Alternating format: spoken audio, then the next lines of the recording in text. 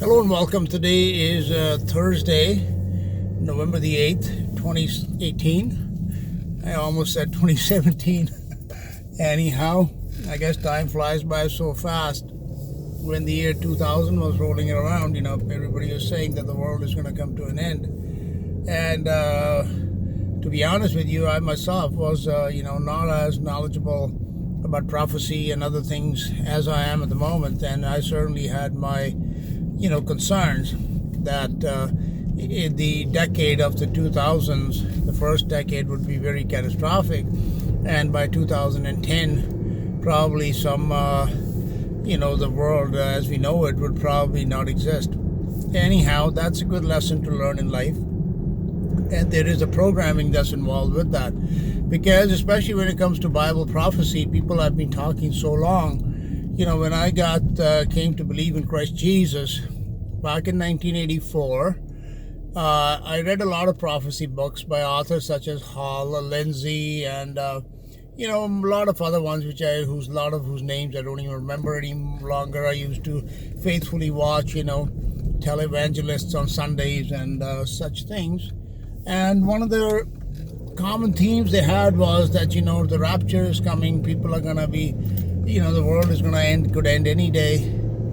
And now, in the past, I would say about around 7-8 years in particular, I have come to understand, yes, the Bible does talk about the end of the world, and no doubt it is going to end as we know it, because this world was always designed as something that is meant to be temporary. It is not designed as something that is permanent, okay?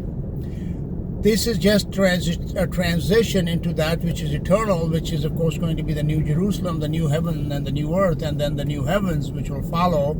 That is the new creation that has always been the goal. But to get to that goal, we had to pass through this here. It's like, if you take, for example, you want to build a city, and there is a huge jungle and wilderness and desert and rocks and stones and water and, all kinds of problems that are in the way.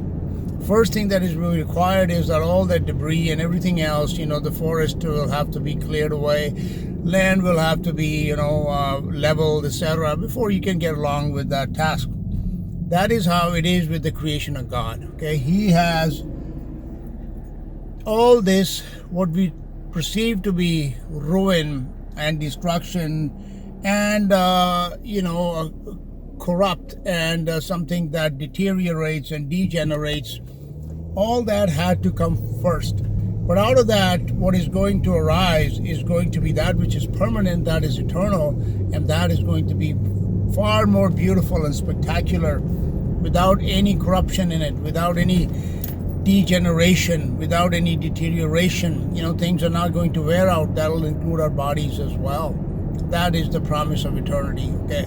Well, anyway, that was not what I was thinking about talking about today, but I wanted to continue my thought on what I spoke about yesterday, which is the subject of the Bible, okay, about the Word of God. Because people say, that the Bible is being tampered with, it is not complete, it is not, it has missing books and this and that. See, this is a deception.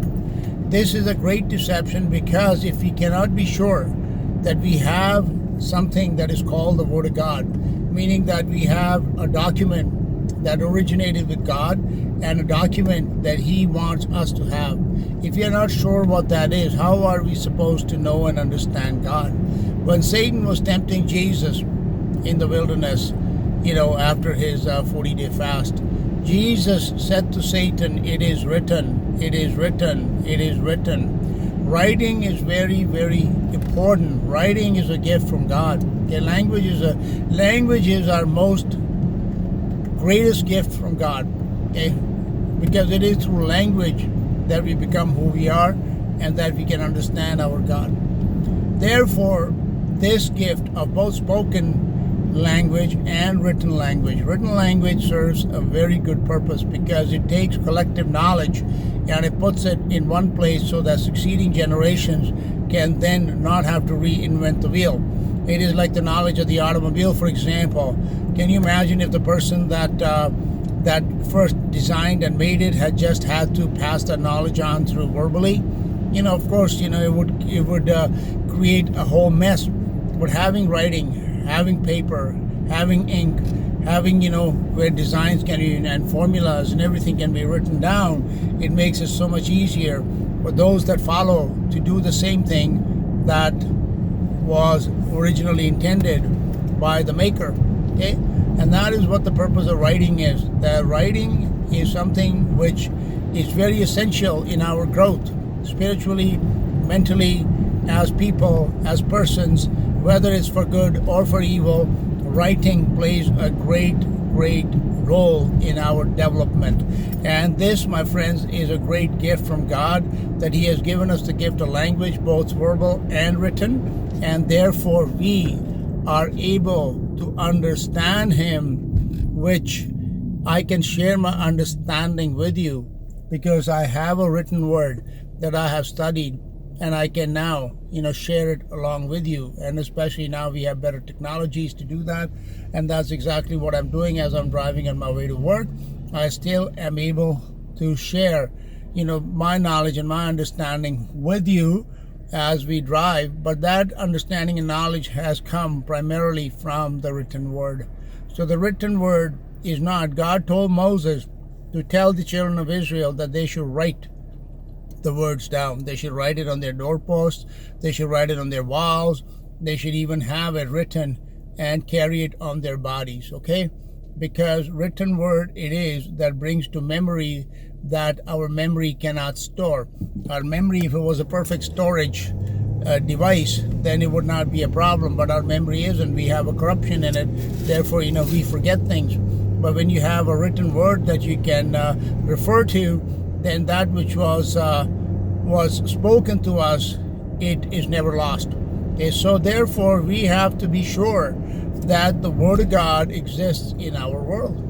Okay, that is a very essential necessity for any believer to know that he has a real Word of God.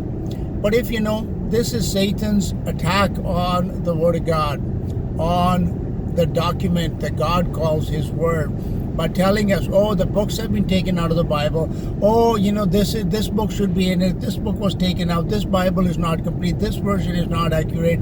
This, so many doubts are cast on a person's mind. So if we can't even be sure that we have the Word of God, how are we going to understand and know God? In Jeremiah, God said through Jeremiah that, let not the rich man glory in his riches, let not the wise man glory in his wisdom, let not the strong man, mighty man glory in his strength, but let him that glories glory in this, that he knows and understands me. And that understanding comes because it makes it a lot easier for us to understand, because we have a written word in the English language. This is my belief. Okay, you can disagree with me, but I'm telling you something that you have to settle it in your heart as to what is the Word of God or not. No matter what version you want to, you take it and you stick to it then. Okay, it is my strong belief, very strong belief, that the authorized version in the English language, the 1611 authorized version with the margin notes in it and everything, it is the Word of God. It is the Bible in the English language that you need. Okay, that there is nothing that you need to add to it and nothing you need to take away from it. Yes, I understand it had the Apocrypha in it, which is a subject on its own as to why it was included. I'm not talking about that. Later on in the King James Bible, they have removed the Apocrypha and they have the 66 books. And trust me, if you spend like 6 hours a day just studying those 66 books for the rest of your life, you will soon realize that there is nothing else that you need, because all the knowledge of God that you need is contained in those pages. Okay, that, my friends, is where you have to settle it in your heart that the Word of God exists in our world today, that it is impossible for any power to alter it in any way, shape, or form, that we have a perfectly preserved Word of God. In the Bible it says, forever, O Lord, thy word is settled in heaven. Okay, that you will preserve that word for all generations. So each generation always has an access to a perfect Word of God, wherever, in whatever form or whatever language it might be at a certain period of time. In our time today, especially since English is the most world language, the one Bible that you can rely upon is the authorized version, and none other that I would recommend. Okay, there were some that came out before, like the Geneva Bible, and in those days, in the 15th, 16th centuries, people making some translations. There are some, they are pretty good, okay, but the translators of the authorized version that took all those previous translations, they compared it, they took the best out of it, and they made something that is perfect. And that is why I personally do not ascribe to this theory that books have been taken out of it or books should be added to it, especially when I read something like the Book of Enoch, which is such a corrupt document, which is so evil. It is so apparent that it is anti-God, it is anti-biblical, assigning all kinds of power and authority that belongs to God alone to the angels, and assigning the evil of mankind to all these other creatures. It is beyond evil. Okay, so therefore, to me, there is no question that those things do not belong in the Bible. So we do have the written word of God. It has been perfectly stored, in my opinion, and perfectly preserved in our world, in my estimation. And you don't have to believe me, you do your own research. But all I will tell you is this, that if you take the King James Bible and a concordance and a lexicon, dictionary, and you study only that every day of your life, even for a couple hours, you will never ever feel the need that you have to have any other extra biblical books to help your understanding of God. You won't. Trust me, you will not. And you will soon realize that there is so much knowledge and understanding just in that Bible alone, in the King James alone, that you can never in a lifetime even begin to scratch the surface. So what need is there of all these so-called extra biblical books? Okay, is our God not big enough that he can preserve everything in one place for us? I believe he is. I believe he is. And therefore, my friends, that is all I have to say today. Thank you for listening. So this is going to be my Driving Home the Truth series, I'm going to call this now. And, it is a good time for me when I'm driving around, doing my work, whatever, going to work, etc. It's a good time to do these little teachings with nuggets of truth. Somebody had asked me about the 12 tribes of Israel. Maybe tomorrow I might talk about that if I have the time. But thank you for listening. God bless you all as you continue to study to show yourself approved unto God. But what are you going to study? That's the first thing you need to settle in your heart is, what is the Bible? Which Bible is it that is the Word of God? You need to keep adding books to it, or is it perfect the way it is?